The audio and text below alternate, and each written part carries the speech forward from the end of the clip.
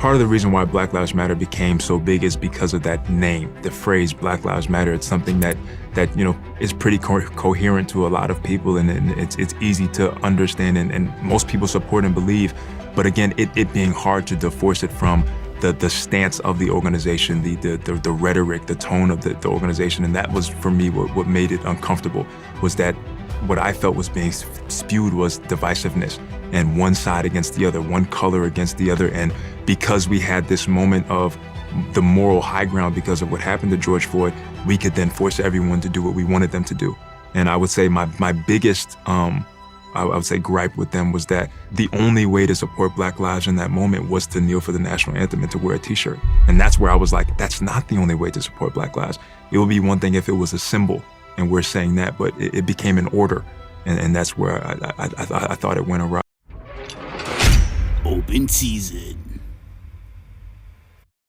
What's going on, guys? It's D-Ben. I hope you have a blessed day today, because I'm having a very blessed day since we finally hit 100 subs. Let's get it. So if you enjoy having open conversation to your favorite season, please make sure to continue to subscribe so we can grow this thing.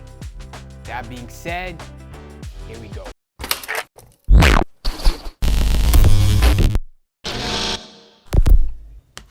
As of now, you may know that sports have completely gone woke, especially these last 3 years, starting with 2020. Obviously, we all know what happened with the virus, but what you maybe know now is that there was another disease going on known as BLM, aka Black Lives Matter. Now, this was being plastered everywhere. Why? Everyone fighting in the name of justice by any means necessary. And unfortunately, this also infiltrated in sports, in the NFL, in the NBA, and other sports as well.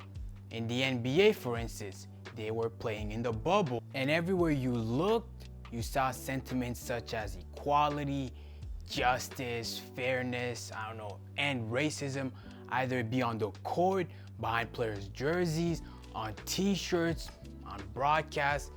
It was everywhere. You could not watch the game without being blasted by all these social justice sentiment. And this obviously turned off a lot of fans. When we watch sports, we want to watch sports. Politics aside, we don't want the NBA, the NFL, and these other sports to be an extension of these news outlets. We can go and seek the news through them, although they kind of also have their own narratives. But that aside, we just want to watch sports. That being said, if black was in fashion back then, we may say that rainbow is the new black today. What do I mean by that? Now, all we see is pride this, pride that. It's pervasive. We're seeing it with the kids, with the drag shows, teaching them about sexuality, the storytelling in books. It's everywhere. It's being celebrated, promoted. Companies such as Target are coming out with design clothing line for kids. It's insane.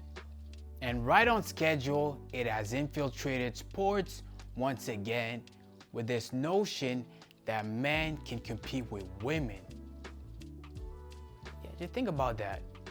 Men competing with women is now being accepted. You don't even hear the pundits on ESPN, Fox Sports, and these other networks being like, man, this is insane. They should know that they hold an edge, right? But you don't hear anything. I probably heard a couple female coming out, but you don't hear from the men, all quiet.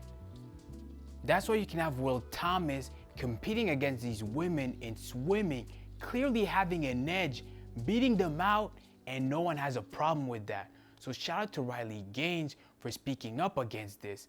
I remember listening to a podcast where she said that there was a race where she was tied with him and they still decided to give him the trophy to appease everyone. How crazy is that? What's more embarrassing is that you were competing against the men and you decided to go down with the women and you're still being tied with one of them? Come on, man. You must have been really bad at that point. Just retire, man.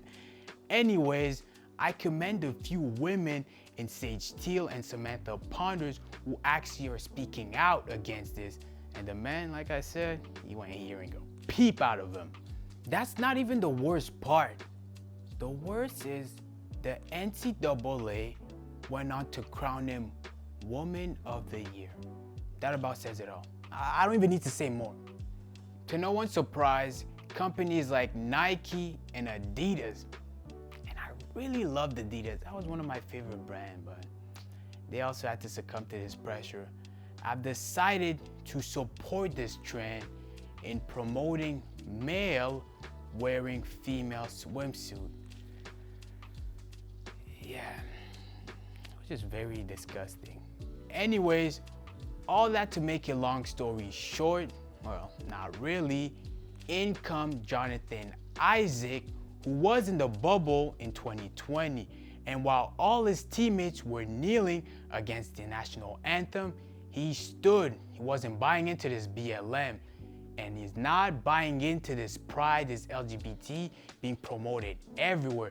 That's why he has started his own sports brand embodying Christian values, conservative values, a company, a brand where parents can have their kids wear these type of clothing and feel good about it because they're supporting a company that shares the same value as them.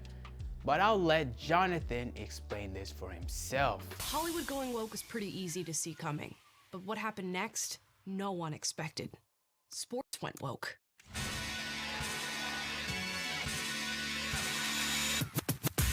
See that guy standing while everyone else is kneeling? That's Jonathan Isaac. He plays for the Orlando Magic in the NBA. He also happened to be one of the few NBA players who publicly expressed discomfort with supporting the Black Lives Matter movement. This all came to a head when the players on his team decided to collectively kneel during the national anthem. So he did what he felt was right. He stood.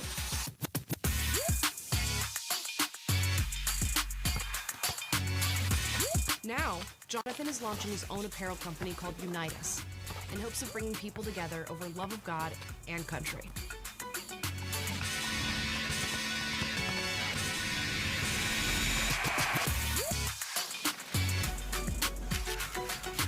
Unite Us is a sports and apparel company, and the basis of it for me is freedom. You have companies that are in that field who have made a conscious decision to either attack or undermine Christian values, conservative values and things like that.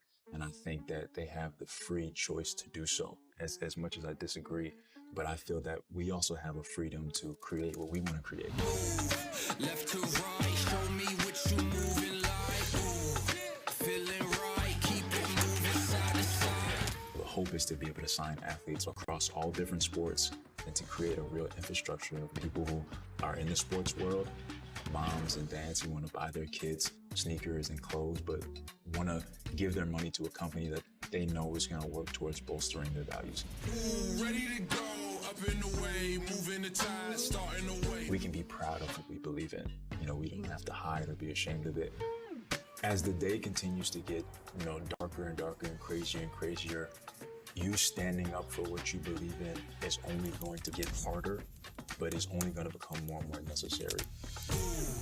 Roll the dice, oh, you wanna try. Left to right, hey, it's time to slide. Hey, one time, hey, two times, hey, oh my, keep it moving side to side. Man, I love it. That's what we need more of. I like what he said. Those companies still have their freedom to promote that, but you know what we can do? We can create an alternative. Have the parents, have the consumers, have another option, right? A company that shares your values, that has God at the forefront. That's what I'm talking about. I'm waiting on that endorsement, real talk. Whenever y'all ready, I'm here. Let's do it. Catch you on the next one.